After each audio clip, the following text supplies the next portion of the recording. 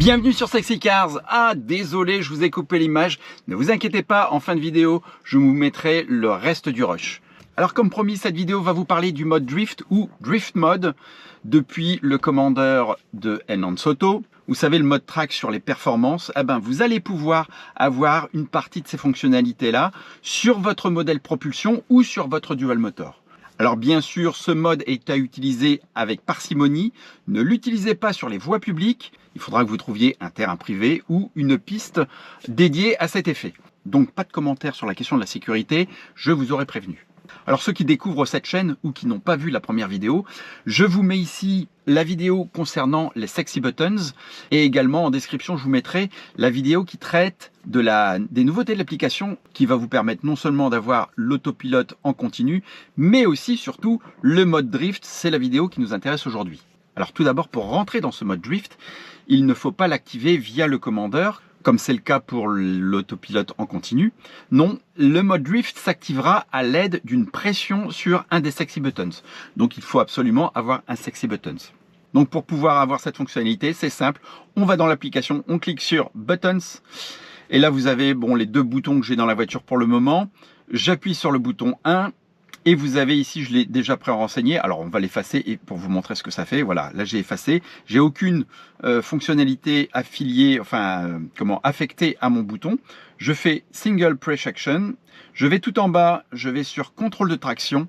Et là, je tombe sur un ensemble d'options que je peux prendre. Nous, on va prendre le Drift Mode. Alors, vous avez une explication qui est en anglais. Rassurez-vous, ça sera traduit en français. J'ai passé pas mal d'heures pour leur traduire en français et donc ça sera le cas dans une ou deux mises à jour. Alors, première question qui peut vous venir à l'esprit, quelle est la différence entre le Drift Mode et le Drift Mode Pro? Le Drift Mode Pro, il est prévu pour les dual motors.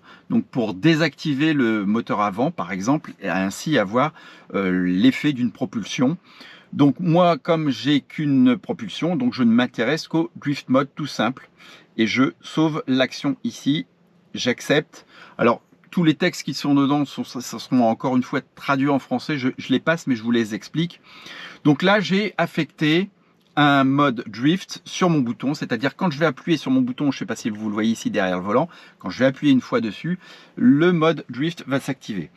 Donc ce qu'il faut savoir maintenant, c'est qu'il va falloir effectuer une action manuelle sur le bouton pour pouvoir activer le Drift Mode. Pour des questions de sécurité, le Drift Mode ne s'active que en mode P. C'est-à-dire que si vous roulez et que vous appuyez sur ce bouton, il n'y aura pas d'action sur le Drift Mode. C'est un petit peu comme l'ouverture du Frank. Si vous avez un bouton qui ouvre le Frank, tant que vous roulez, ça ne s'active pas. Donc ça, c'est une première chose importante. Donc on va le faire. Là, je me mets en mode P. On est en mode P, je vais le faire. Je vais vous montrer ce que ça indique à l'écran quand on sait que c'est activé. Donc je clique sur le bouton, clic. Et là, vous voyez qu'il y a freinage automatique d'urgence indisponible. Ça veut dire que je n'ai plus de freinage d'urgence, je n'ai plus d'anti-patinage.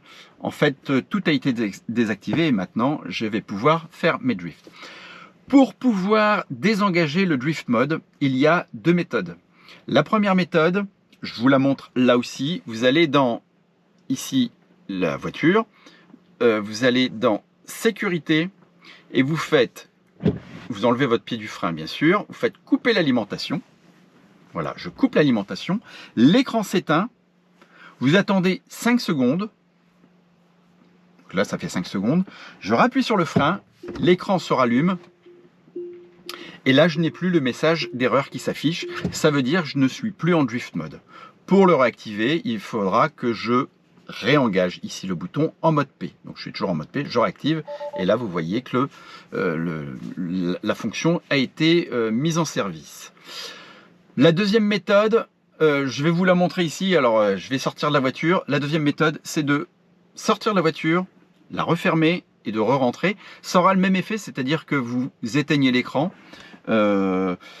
Si vous voulez vraiment être sûr, ou même si vous avez des messages d'erreur, parce que vous pouvez avoir des messages d'erreur, j'en ai eu sur mon dernier trip, en fait. Vous ouvrez la porte, là, la porte est ouverte, vous voyez. Je sors de la voiture.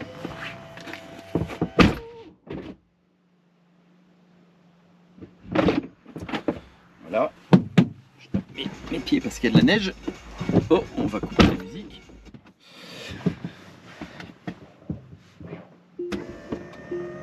Et voilà, là j'appuie sur le frein et je n'ai plus cette indisponibilité du freinage d'urgence. Avant de vous montrer ça, et si ce n'est pas déjà fait, pensez à vous abonner à la chaîne, à cliquer sur la cloche pour être informé des futures vidéos. C'est gratuit et puis ça me fait plaisir. Alors c'est parti, j'engage, freinage automatique indisponible, je mets la vitesse. Et là on entend tout de suite les roues qui patinent et on a, garez-vous prudemment, ah bah, j'ai déjà une alerte, vitesse limitée à 108 km/h, d'accord. Donc mes roues sont allées à plus de 108 km/h. Bon, alors que faire dans ces cas-là? Tout simplement, on va couper l'alimentation, clac, sécurité, et couper l'alimentation. Là je peux pas, en mode parking, voilà. Couper l'alimentation. 5 secondes. Et voilà, c'est réapparu. Bon, pour le réactiver, je stoppe, je me mets en paix. J'active. Voilà.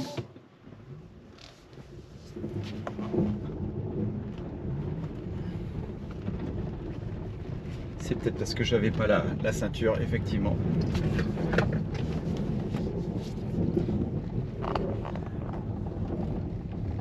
Ah. Alors faire attention parce qu'il y a de la neige parfois qui cache les trottoirs.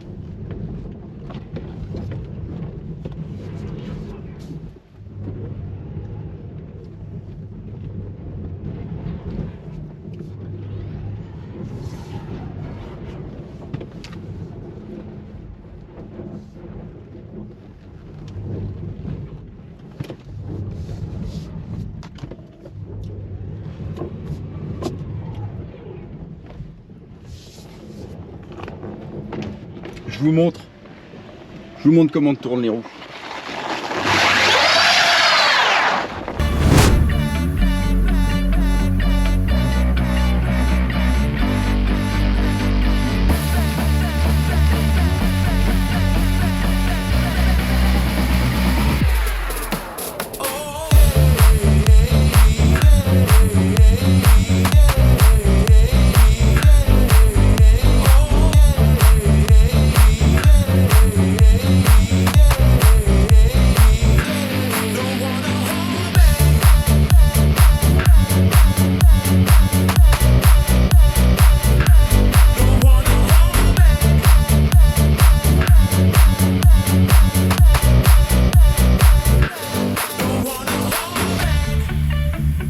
Voilà, c'est la fin de cette vidéo, j'espère qu'elle vous a plu. Si vous êtes intéressé par ce Commander Enhance Auto, je vous mets ici en bandeau mon code promo Tesla Steph sur le site Enhance Auto. Vous aurez comme ça 10% de réduction sur l'achat. Prochainement à venir, il y aura aussi le test du Sexy Knob que je n'ai pas encore reçu, mais voilà, vous aurez un test complet avec les dernières informations qui m'ont été communiquées par Dimitar et puis par Enhance Auto. Allez, une dernière chose, si vous n'avez pas encore de Tesla et que vous voulez en commander une, n'hésitez pas aussi à passer par mon lien de parrainage qui est en description et qui apparaît ici. Comme les cathodes de vos batteries, restez positifs. Ciao, ciao.